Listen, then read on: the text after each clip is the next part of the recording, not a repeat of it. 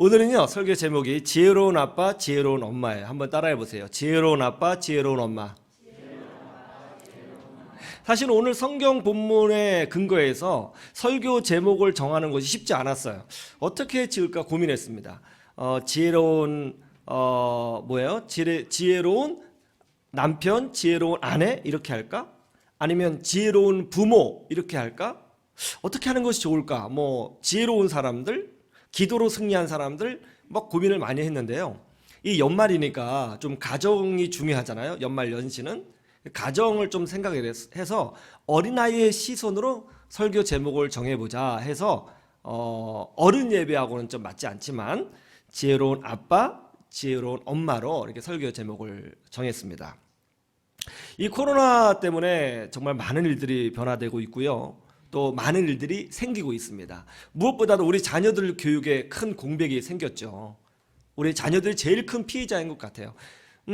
대학교 들어간 아이는 캠퍼스를 제대로 밟지도 못하고 졸업해야 하는 그런 기가 막힌 일이 벌어지고 있습니다. 많은 산업이 경직되어 있고요. 많은 분들이 영적으로 고통을 호소하고 있습니다. 그런데 이때에 이 어려운 때에 오히려 성공적인 삶을 사는 사람도 있습니다. 제가 TV를 봤더니 이 코로나 시대에 귀농을 해서 아주 행복하게 귀농 생활을 하고 계신 분이 계시더라고요. 이분이 귀농해서 순수 자연 농법으로 닭을 키우기 시작한 거예요. 양계를 하는데요. 보통 양계장은 어떤가요? 제가 실제로 양계장을 가봤더니 좀 충격적이었어요. 조그만 케이지 안에 두세 마리의 닭을 정말 요만하거든요. 그거 넣고 몇 층으로 쌓아서 이 닭이 알을 낳으면 그 알이 돌돌돌 굴러 내려와서 그것을 이제 수거해 가는 방식이에요. 가면 막 냄새도 굉장히 나고요. 또 닭이 너무나 불쌍해 보였습니다. 제가 그 모습 보고 좀 충격을 받았어요. 아, 이렇게 달걀을 생산하는구나. 정말 놀랬거든요. 그런데 이제 이 자연 농법은 어떻게 하냐면 이 닭이 원래 자연적으로 사는 모습 있죠. 그렇게 풀어놓는 거예요. 넓은 공간에 닭을 풀어놓고 또 이제 비닐하우스를 지어서요. 닭을 풀어놓고 이제 키우는 겁니다. 닭이 자기 습성대로 키우는 거예요. 이렇게 키우면 냄새도 하나도 나지 않고요. 닭이 아주 건강하다고 해요. 옛날에 그 시골에 가면 그 마당에 닭을 막 키워놓잖아요. 막 자유롭게 왔다 갔다 하죠. 그죠? 그렇게 이제 닭을 키우는 거예요. 그래서 이제 달걀을 생산해서 파는데 이 달걀이 굉장히 달걀이 고가로 여겨진다고 합니다. 이 자연농법으로 양계를 하는데 문제가 있어요. 그 문제가 뭐냐면 이 닭이요 막 돌아다니면서 아무 데나 알을 낳는 거예요. 그러니까 알을 수거하는 게 굉장히 큰 문제예요. 알을 수거하는 게 막 자기 알을 보호하려고 하다 보니까 막 숨어서 알을 낳거든요. 닭이. 그러니까 이 알을 일일이 찾아서 수거하는 게 이 보통 일이 아닌데 이분은 아주 독특한 방법으로 이 알을 쉽게 수거한다고 그래요. 어떻게 수거하느냐? 카메라맨 보고 따라와 보라고 그러더라고요. 그러면 이분이 어떻게 이 달걀을 수거를 하냐면 닭이 알을 낳는 그 지점에 혹은 알을 낳을 수 있다고 생각하는 지점에 흰색 골프공을 다 놓는 거예요. 골프공을. 그러면요. 닭이 그것이 자기 알이라고 생각해서 항상 거기만 알을 낳는데요. 닭이 여러 군데 알을 낳으면 한 번에 품을 수 없잖아요. 그러니까 거기만 앉는 거예요. 그러니까 골프공을 놓은 지점에 가면 항상 뭐가 있어요? 달걀이 있어요. 아주 쉽게 수거를 하더라고요. 야, 굉장히 지혜롭다. 이 골프공이 또 이렇게 쓰이는구나. 또 저는 생각을 했는데요. 지혜. 이 코로나 시대에 어떤 지혜를 가지고 있느냐에 따라서 다른 인생을 살 수 있구나 하는 생각을 하게 되었습니다. 여러분, 앞으로 코로나 언제 끝날지 모르겠어요. 여러분 언제 끝난다고 생각하세요? 저는 빨리 끝날 거라고 생각했는데 한 2년 정도면 되지 않을까? 이렇게 생각했는데 2년이 훌쩍 넘어갔죠. 저는 사실은 날마다 미국 폭스뉴스를 시청하고 있습니다. 어떻게 되나? 예. 저는 CNN은 잘 안 보고요. 이제 폭스뉴스만 봐요. 계속 이제 시청하는데 참 고민이에요. 이게 언제 마무리가 될 것인가? 이런 시대에 살 때 정말 필요한 것이 무엇인가? 저는 지혜라고 생각합니다.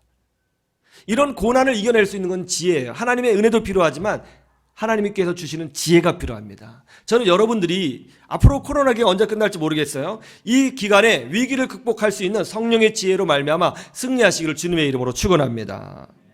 누가복음 1장 5절에서 7절 말씀을 볼까요? 우리가 봤지만 한 번 더 보기를 원합니다. 한번 같이 한번 보시죠. 시작. 유대왕 헤롯 때에 아비야 반열에 제사장 한 사람이 있었으니 이름은 사가랴요 그의 아내는 아론의 자손이니 이름은 엘리사벳이라. 이 두 사람이 하나님 앞에 의인이니 주의 모든 계명과 규례대로 흠이 없이 행하더라. 엘리사벳이 잉태를 못함으로 그들에게 자식이 없고 두 사람의 나이가 많더라. 아멘. 사가랴라고 하는 제사장이 있습니다. 그리고 그의 아내는 엘리사벳이에요.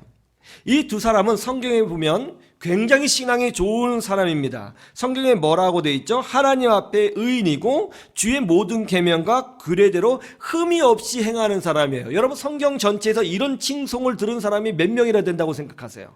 엄청난 칭송을 들은 사람이죠. 아주 신앙이 좋아요. 말씀에 온전히 순종하는 사람이에요. 주일 예배를 목숨처럼 섬기는 사람입니다. 해외에 출장을 갔어요. 비행기를 타고 토요일에 입국해서 주일 예배를 지키는 사람이에요. 완전히 하나님 앞에 헌신된 사람이에요. 모든 것을 다 드린 사람입니다. 그럼 어때요? 이렇게 신앙생활하고 이렇게 주님을 섬기고 이렇게 믿음으로 살면 축복받아야 되는 거 아니에요? 하나님께서 특별한 은총을 베풀어 주셔서 특별한 은혜를 경험해야 되는 건 아닙니까? 그런데 그 반대였어요. 이렇게 신앙생활을 열심히 했지만 사가랴의 가정에는 큰 고통이 있었습니다. 그것이 뭐죠? 아이를 낳지 못하는 거예요. 아이를 낳지 못했어요. 고대 사회에서 아이를 낳지 못한다고 하는 것은 하나님의 저주를 상징했습니다. 더더군다나 이 사가랴는 제사장이에요. 하나님의 일을 하는 사람입니다. 영적인 리더예요. 영적인 리더인 그가, 하나님의 일을 하는 그가 자식을 낳지 못한다? 사람들이 뭐라고 생각했겠어요? 저 사람에게 정말 하나님의 능력이 있을까? 주의 종이 맞아? 그렇게 생각하지 않았겠어요? 아이가 없는 거예요. 이 문제를 놓고 수년간 기도했지만 응답이 없습니다. 그런데 더 절망적인 것은 그렇게 세월이 흘러가서 아내 엘리사벳이 더 이상 아이를 낳지 못하게 된 거예요. 너무 나이가 많이 들었습니다. 경수가 끊어졌어요. 생물학적으로 의학적으로 아이를 생산할 수 없어요. 그렇게 끝나버린 거예요. 삶이. 희망이 없어진 거예요. 이제 안 되는 거예요. 여러분 우리도 이럴 때가 있죠. 하나님 앞에 충성했습니다. 신앙생활 열심히 했어요. 기도하라는 대로 다 기도했어요. 주일 예배 중요하다고 해서 열심히 주일 성수했습니다. 헌금했어요. 봉사했어요. 헌신했어요. 그런데 어떻게 됐어요? 좋은 일이 벌어지는 것이 아니라, 하나님의 축복이 있는 것이 아니라, 기도 응답이 있는 것이 아니라 안 좋은 일이 일어나는 거예요. 가정에 위기가 생기는 거예요. 헌신했는데 우리 자녀가 사고를 당하는 거예요. 기도했는데 문제가 커지는 거예요. 도대체 왜 이런 일이 일어나는 걸까요? 왜 이런 일이 일어나는 거죠? 그런데 또 어떤 일이 있어요? 이 코로나 기간을 한번 생각해 보세요. 2년 동안 얼마나 많은 그리스도인들이 이 코로나 빨리 끝나게 해달라고 기도했습니까? 정말 기도 많이 했잖아요. 그럼 하나님께서 응답해 주셔서 딱 멈춰 주셔야죠. 그런데 그렇지 않고 변이가 끊임없이 일어나면서 세계 경제는 더 심각하게 위축되고 있다는 것입니다. 왜 이런 일이 일어나는 것일까요? 하나님 앞에 의인이에요. 말씀 믿고 충성했습니다. 그런데 아이를 낳지 못합니다. 그러다가 세월이 흘러서 나이가 들었고 마침내 아내인 엘리사벳의 경수가 끊어져서 의학적으로 아이를 낳을 수 없게 되었다는 거예요. 8절에서 13절을 보시죠. 한 번씩 교독합니다. 제가 먼저 볼게요. 마침 사가랴가 그 반열의 차례대로 하나님 앞에서 제사장의 직무를 행할세. 제사장의 전례를 따라 제비를 뽑아 주의 성전에 들어가 분향하고 모든 백성은 그 분향하는 시간에 밖에서 기도하더니 주의 사자가 그에게 나타나 향단 우편에 선지라. 사가랴가 보고 놀라며 무서워하니 천사가 그에게 이르되 사가라여 무서워하지 말라 너의 간구함이 들린지라 내 아내 엘리사벳이 내게 아들을 낳아주리니 그 이름을 요한이라 하라. 샤가라가 그 반열의 차례대로 제사장 직무를 행하게 되었습니다. 그 당시 이스라엘에는요, 제사장이 18,000명이 있었어요. 이 제사장들의 대장이 대제사장이라고 불리는 것입니다. 이 18,000명, 엄청나게 많은 숫자의 제사장이 있죠. 그래서 이스라엘은 이 18,000명의 제사장을 24개조로 나누었습니다. 나누었어요. 이렇게 조를 나눴는데 이 조를 반열이라고 하는 거예요. 영어 성경에 보면 디비전이라고 되어 있어요. 디비전. 그러니까 반열이에요. 24개조가 편성되어서 1년 내내 성소에 들어가 자기 순서가 되면 하나님을 섬기게 되어 있는 것이죠. 아마 이 샤가라가 편성된 조가 7조인지 8조인지 9조인지는 모르겠어요. 그런데 이제 순차적으로 샤가라 제사장이 편성된 조가 이제 성소에 들어가서 하나님을 섬기게 되었습니다.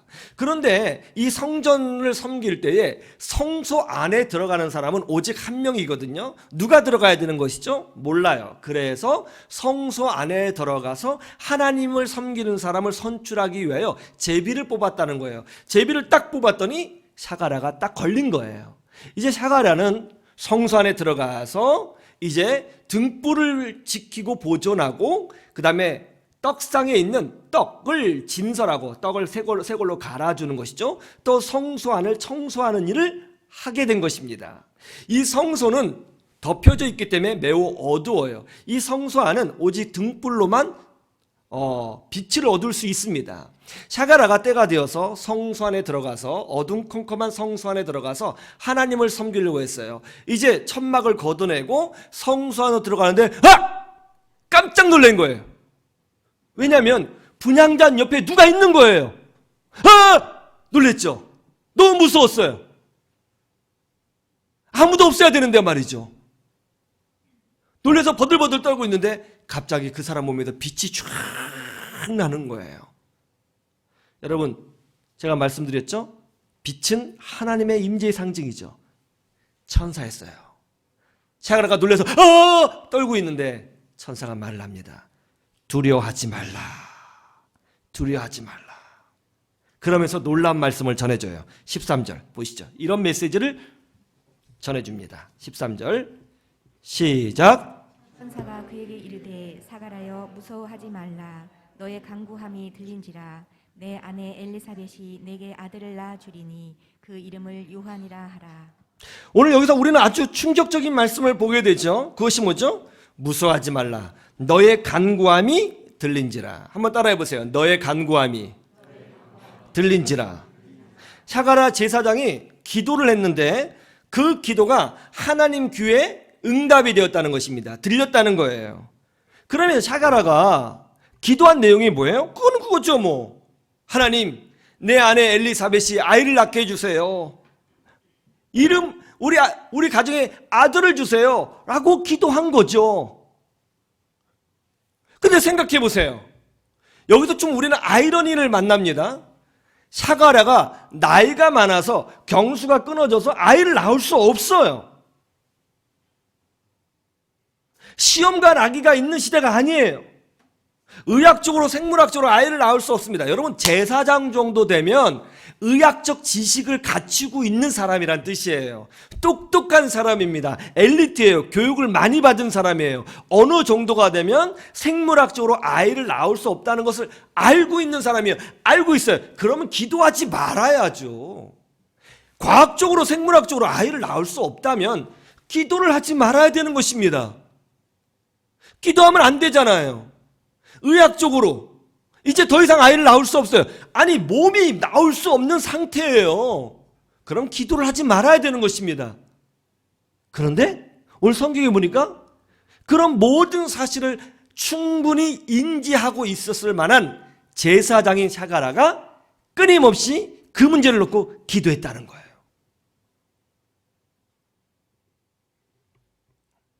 충분히 불가능하다는 것을 알고 있었지만 기도했다는 거예요. 그리고 더 놀라운 것은 하나님은 그 기도를 들으셨다는 것입니다. 이게 참 우리에게 놀라운 말씀이죠. 여러분 몇 년간 기도했을까요? 몇 년간 기도했을까요? 제가 한번 계산을 해봤거든요. 그 당시 유대인들은요 보통 17살에 결혼을 합니다. 17살에 결혼해요. 그리고 여자가 경수가 끊어질 정도면요 보통 50대 초반 정도 됐을 겁니다.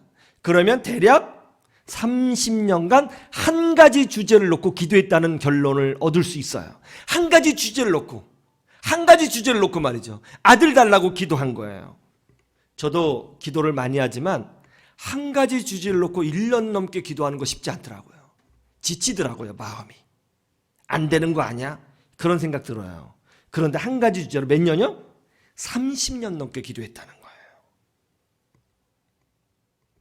여러분 이 위기의 시대, 코로나 시대에 우리 아빠들이 가지고 있어야 될 지혜가 뭐라고 생각하세요? 우리 남편들이 가지고 있어야 될 지혜가 뭐라고 생각하세요? 바로 샤가라의 지혜 아닐까요? 어떤 지혜요? 응답될 때까지 기도하는 거예요. 기도는 응답될 때까지 하는 거구나. 기도의 범위를 우리가 정하는 것이 아니구나. 기도의 응답의 한계를 우리가 규정하는 것이 아니구나. 그것을 우리를 배워야 합니다. 우리는 기도하는 자이고 응답의 책임은 하나님께 있는 거예요. 우리가 해야 될 의무는 기도하는 것입니다. 그런데 많은 사람들이 응답을 규정해버려요. 자기가 응답의 한계를 규정해버리는 거예요. 여러분 우리는 하나님이 아니에요. 우리는 기도할 뿐인 것입니다. 기도는 응답될 때까지 하는 거예요. 생각해보세요. 경수가 끊어졌어요. 안 된다고요. 그러면 접어야죠. 그러면 이렇게 말이죠. 여보 이쯤이면 시험과 나기 하지. 이렇게 해야 되는 거 아니냐고요. 이쯤이면 하나님 뜻이 아닌 것 같으니까 다른 길을 찾아보지 라고 해야 되는 거 아니냐 말이죠. 그런데 그는 응답될 때까지 기도했어요. 그리고 하나님이 그걸 들으셨다고 합니다. 그것이 1년이든 3년이든 5년이든 30년이든 그는 기도했어요. 그리고 하나님은 응답하셨습니다. 그리고 어떻게 하셨어요? 아들을 주리니 그 이름을 요한이라고 하라고 이름까지 지어주셨다는 거예요. 여러분 1만 번 기도 응답받은 조지 뮬러 목사님 아시죠? 기도의 왕이셨던 조지 뮬러 목사님. 이 조지 뮬러 목사님에게는요 어렸을 때 친구 5명이 있었는데 다 예수님을 믿지 않았다고 합니다. 그 조지 뮬러 목사님이 가장 애를 쓴 것이 뭐냐면 이 5명 친구의 전도였대요. 왜 그래요? 여러분 예수 믿고 천국 가는 게 제일 중요한 것 아니에요? 정말 중요한 거잖아요. 우리 입장에서야 이 현실 세계가 있고 3차원 세계가 있고 영의 세계가 있지만 하나님 입장에서는 뭐 그런 구별이 있겠어요? 그죠? 여기보다 어쩌면 거기가 훨씬 더 좋을 수도 있어요. 조지 뮬러 목사님 예수 그리스도의 십자가의 피가 아니면 방법이 없다는 걸 알고 계시는 분입니다. 친구의 전도를 위해서 노력을 했겠죠. 열심히 전도했어요. 그런데 여러분 아시죠? 가족 전도가 제일 힘들어요. 친구 전도가 제일 힘들어요. 예, 저도 몇 명 친구 있는데요. 미치겠어요. 전도는 쉽지 않습니다. 이 5명의 친구를 놓고 기도하면서 전도했어요. 근데 하나님이 응답하셔서 2명이 예수님을 믿겠다고 교회 안에 들어오게 되었습니다. 또 몇 년 시간이 지나자 1명이 예수님을 믿겠다고 결단하고 교회에 등록하게 되었어요. 그런데 나머지 2명이 남았는데 이 2명은요 끝까지 믿지 않는 거예요. 여러분 그런 친구 있죠? 끝까지. 대부분 제가 보니까 끝까지 믿지 않는 친구들은요 성격이 좋아요.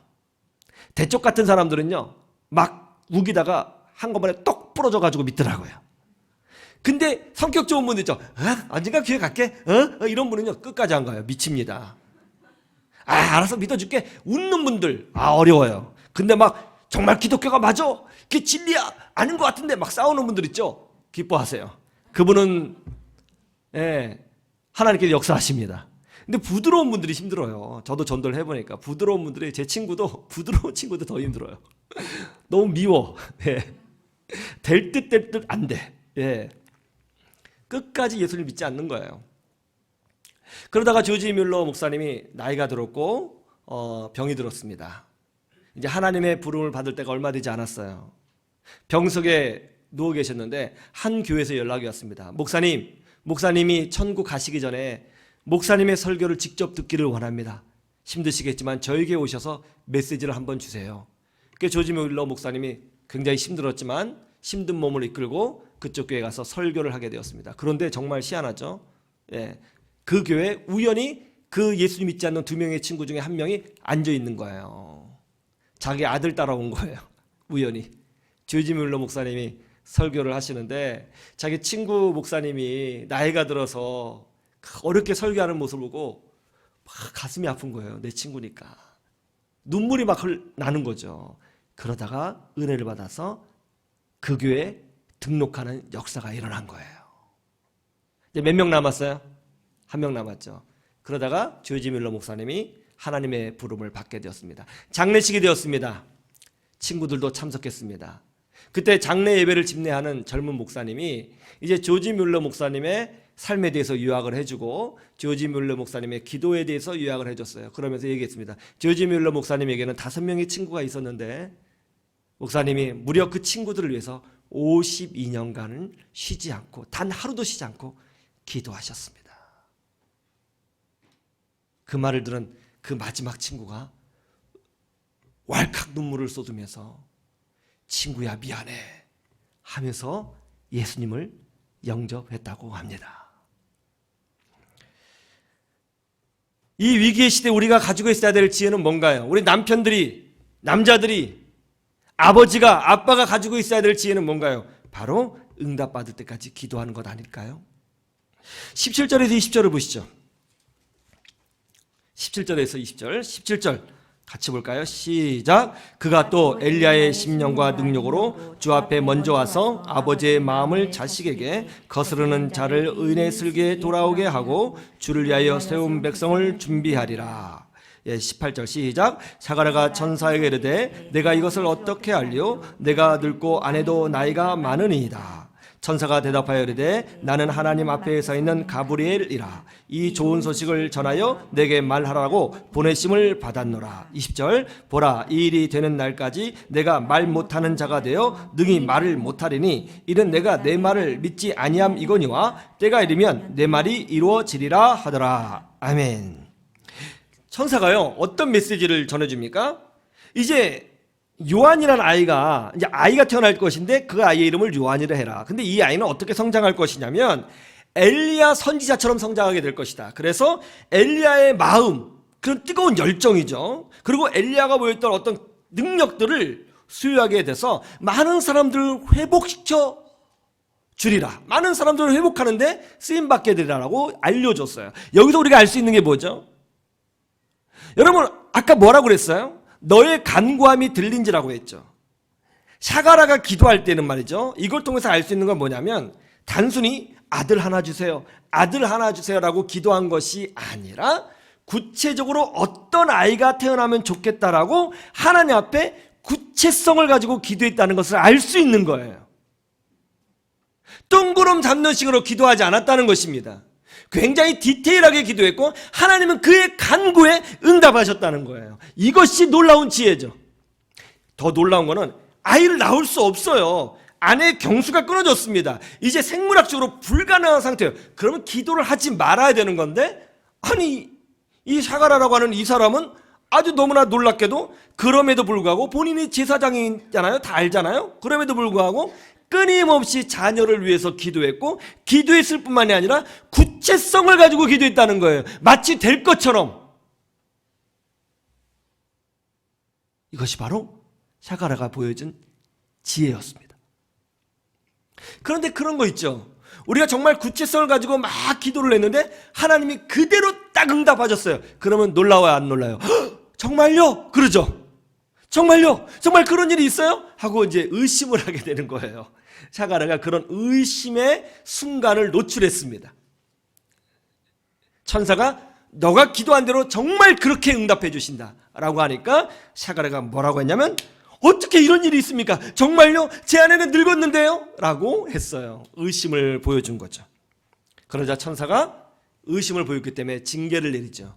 네가 믿지 못하였기 때문에 앞으로 너는 말을 못하게 될 것이다. 언어 장애가 생긴다는 것이죠. 실어증이 생긴다는 거예요. 그래서 요 아이가 태어나서 그 아이의 이름이 요한이라고 확정되기까지 말을 못하는 실어증을 앓게 된다는 거예요. 불신앙 때문에. 자, 57절을 보시죠.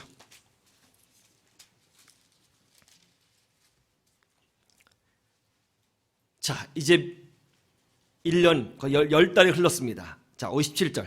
다 같이 볼까요? 시작. 엘리사벳이 해산할 기한이 차서 아들을 낳으니. 예, 할렐루야. 엘리사벳이 해산할 기한에 차서 어떻게 했어요? 아들을 낳았어요. 경수가 끊어져서 아이를 낳지 못하는 이 여인이, 의학적으로 생물학적으로 답을 찾을 수 없었던 이 여인이 정말로 아들을 낳은 거예요. 기적이 일어난 거예요. 여러분, 하나님에게는 능치 못함이 없다는 것을 믿으시기를 주님의 이름으로 축원합니다.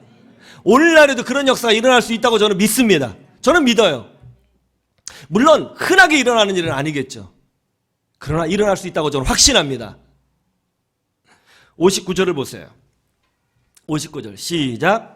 일이 되매 아이를 할례하러 와서 그 아버지의 이름을 따라 사가랴라 하고자 하더니. 예, 8일이 되자 뭐를 하려고 했어요?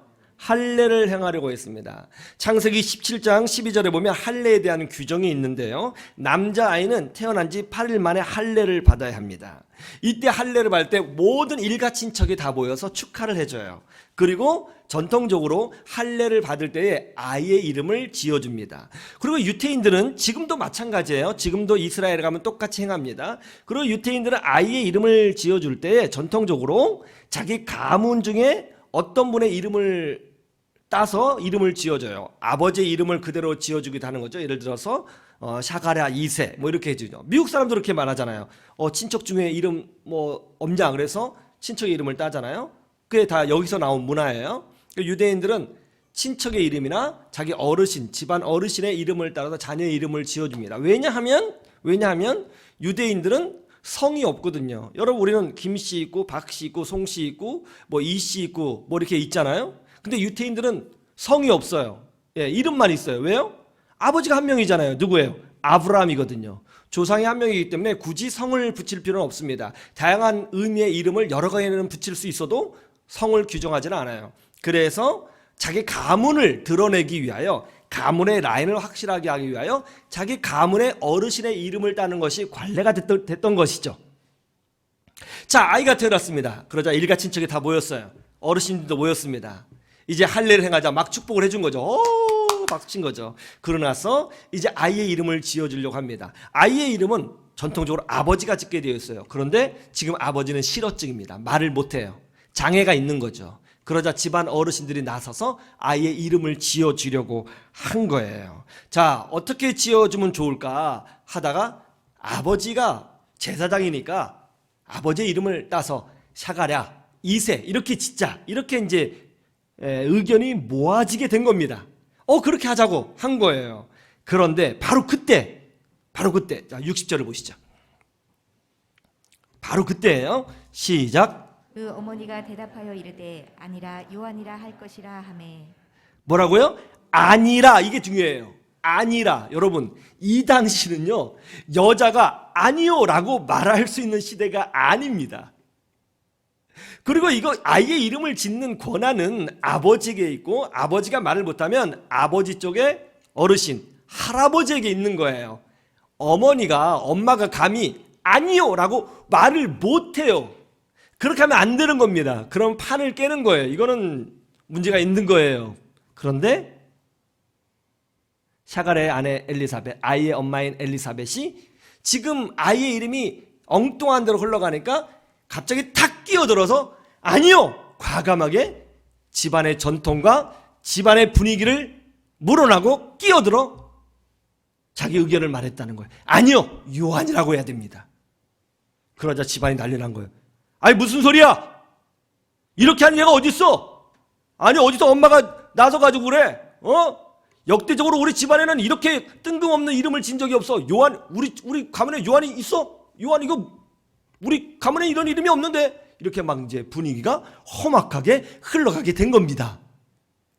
그때 가만히 있었던 샤가라가 나섰어요. 아내의 용기 있는 행동을 보고 남편도 용기를 얻기 시작했습니다. 갑자기 손짓으로 뭔가를 쓸 걸 달라고 한 거죠.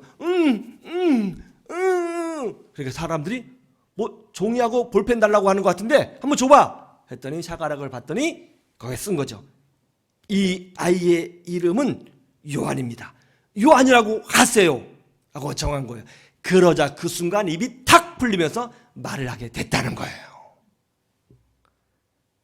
아내의 용기 있는 행동이 집안의 분위기, 그 집안의 전통, 그 집안의 관습, 그럼에도 불구하고 하나님이 말씀하셨기 때문에 그 말씀을 붙들고 과감하게 용기 있게 행동한 그 행동으로 말미암아 남편인 샤가라도 용기를 얻을 수 있었고 치유를 경험할 수 있게 되었고 그 아이는 하나님이 지어주신 대로 요한이라고 하는 이름을 얻게 되었다는 것입니다. 이 코로나 시대에 우리 엄마들이 가지고 있어야 될 지혜가 바로 여기에 있습니다. 사람의 소리에 끌려가는 것이 아니고 환경의 분위기에 끌려가는 것이 아니고 세상의 뉴스에, 신문에, 언론에, 유튜브에 끌려가는 것이 아니고 하나님의 뜻이 무엇인가를 분별하여 거기에 강단을 가지고 행동을 했다는 거예요. 우리 한국 사회 남녀 평등의 시대가 되었다고 하지만 아직까지는 그래도 여자들이 쉽게 발언할 수 있는 그렇지는 않은 것 같아요. 물론 옛날보다는 훨씬 나아졌지만 말이죠. 많은 사람들이 정보를 취득합니다. 지금은 정보 홍수의 시대예요. 여러분 유튜브 보세요. 얼마나 많은 정보가 있습니까? 저도 유튜브 정말 좋아해요. 저도 유튜버가 되고 싶어요. 얼마나 많은 이야기들이 떠돌아다닙니까? 얼마나 많은 소리가 있습니까? 여러분이 행동을 결정할 때에 어떤 소리를 근거로 그 행동을 결정하시나요? 사람은요, 무엇인가 듣고 결정하는 거예요. 여러분의 행동을 결정할 때 그 기준은 무엇입니까? 엘리사벳은 하나님 뜻이었습니다. 그리고 그것이 자기 남편을 자극해서 남편으로 하여금 용기 있게 행동하도록 만들어졌어요. 그것이 바로 엘리사벳의 지혜였던 것입니다. 명신교회 김길 목사님이라고 있습니다. 김길 목사님이 이런 간증을 하셨습니다. 목사님 간증 듣고 제가 정말 충격을 받았는데요. 야, 나도 고난을 많이 당했지만 이 목사님하고는 비교가 안 되는구나. 그런 생각을 했어요. 이 김길 목사님이 9살 때 이제 가족이 되게 많아요. 막내인데요. 큰 형하고 이제 아버지하고 다툼이 있었던 모양이에요. 이제 아버지가 이제 큰 형을 막 혼을 내셨답니다. 근데 이제 큰 형이 막 대들었던 모양이에요. 그래서 막 싸웠대요. 그 사건으로 아버지가 너무 화가 나고 상심해서 자살하셨다는 거예요. 그러자 형제끼리 모여서 너 때문에 이런 일이 벌어졌다고 막 싸우다가 셋째 형도 자살했다는 것입니다. 집안이 이렇게 망가진 걸 보고 너무나 큰 정신적 충격을 받은 어머니가 집을 나가버리신 거예요. 그러자 둘째 형, 넷째 형, 그리고 누나가 이런 집에는 도저히 살 수 없다고 하면서 집을 나가버렸답니다. 막내인 자기 혼자 남았대요. 주변 사람들의 도움으로 겨우겨우 살았는데요. 하루하루가 지옥 같았고 두려웠고 분노, 정말 절망, 아픔, 원망으로 쌓여있는 그런 인생이었다는 겁니다. 자기도 죽고 싶었대요. 정말. 죽으면 어떻게 될까? 죽으면 정말 다 끝나는 걸까? 어떻게 될까? 그런 생각을 하고 살았다는 거예요. 그러다가 이제 나이가 돼서 이제 군대에 입대하게 된 것이죠. 그런데 이분이 군대에 가서 하나님의 은혜를 경험했어요. 여러분 군대에 가면 우리 사병들은 종교 활동이라는 것을 하거든요. 그래서 주일이 되면 이제 기독교, 천주교, 불교 나와 그래가지고 자기에 맞는 종교를 찾아서 이제 종교 활동이라는 걸 해요. 근데 전통적으로 보면 기독교가 먹을 것을 제일 많이 줍니다. 할렐루야. 그래서 군인들이 기독교를 많이 가요. 교회를 많이 갑니다. 교회 가면 초코파이를 좀 주거든요. 그거 얻어먹으려고 가는 경우가 많아요. 이제 이분도 그 얻어먹으려고 교회를 갔다가 거기서 살아계신 예수님을 만나는 기적을 체험하게 된 것입니다. 여러분 이게 놀라워요. 이거 정말 놀랍지 않아요? 이거 과학적으로 설명할 수 있어요? 아니 군인교회 굉장히 경직된 교회잖아요. 여러분, 사병의 삶은 하사관이나 장교의 삶하고 또 다릅니다. 그런 어렸을 때부터 교회 다니는 것도 아니고 군대에서 겨우 몇 시간 교회 나가서 예수 그리스도의 십자가의 비밀을 깨닫는다? 여러분, 이거 하나님의 은혜가 아니면 설명할 수 없어요. 정말 대단한 거예요. 이분은요, 군대에서 예수님을 만났어요. 그래서 군인교회에서 신앙생활을 너무 행복하게 한 거예요. 너무 행복하게 한 거예요. 그리고 군대를 제대하고 나서 이분이 기도하다가 이제 신학교에 들어가게 되었습니다. 신학교에 들어가서 이제 결혼 상대자를 놓고 기도를 했는데, 자기가 고난의 길을 갈 것인데 이 고난의 길에 충분히 이해하고 동참할 수 있는 믿음이 좋은 아내를 보내주옵소서라고 기도했는데, 정말 그런 사모님을 만났어요. 그 사모님하고 만나서 이제 목회를 하는데 어떻게 하냐면 아무것도 안 해요. 뭐 하냐면 길거리에서 전도만 하는 거예요. 길거리가 사역지예요. 길거리. 길에서 전도하고 기독교에 대해서 반박하면 설명해주고, 길에서. 여러분, 이런 목회 할 수 있겠어요? 그 주변 사람들이 말리는 거죠. 아니, 그렇게 하면 굶어 죽는다. 어떻게 생활이 되겠느냐. 자녀는 어떻게 하겠느냐. 그리고 성도는 지속적으로 신앙교육을 해야 신앙 성장에 이르는데, 이거는 그냥 일회성이기 때문에 이거는 비성경적이다. 막 이런저런 얘기가 많은 거죠. 본인도 너무너무 괴로웠대요. 근데 기도를 해보니까 하나님이 주신 사역지는 그냥 길거리라는 거예요. 자기 선교지래요, 거기가. 그래서 계속 복음을 전한 거예요. 거기서 얼마나 힘들었겠어요. 생활은 어떻게 했겠습니까? 진짜 말도 안 되는 목회를 한 거잖아요. 그런데 여러분, 하나님의 방법은 다양해요. 우리 생각을 뛰어넘습니다. 길거리에서 복음을 전하는데 거기서 은혜 받은 분들이 길거리에 찾아와서 계속 양력을 받고 길거리에서 세례를 받고요, 길거리에서 함께 동참하는 사람들이 나타나더라는 거예요. 할렐루야.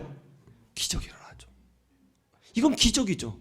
그래서 그런 분들이 모여서 지금 수십 명이 모여 함께 신앙생활을 아름답게 하는 그런 교회 공동체로 세워지게 되었다는 것입니다. 저는 이 이야기를 듣고 정말 깜짝 놀랐어요. 여러분, 오늘 샤가라는 응답될 때까지 기도했습니다. 엘리사벳은 하나님의 뜻을 따랐습니다. 이 지혜로 여러분도 승리하시기를 주님의 이름으로 축원합니다.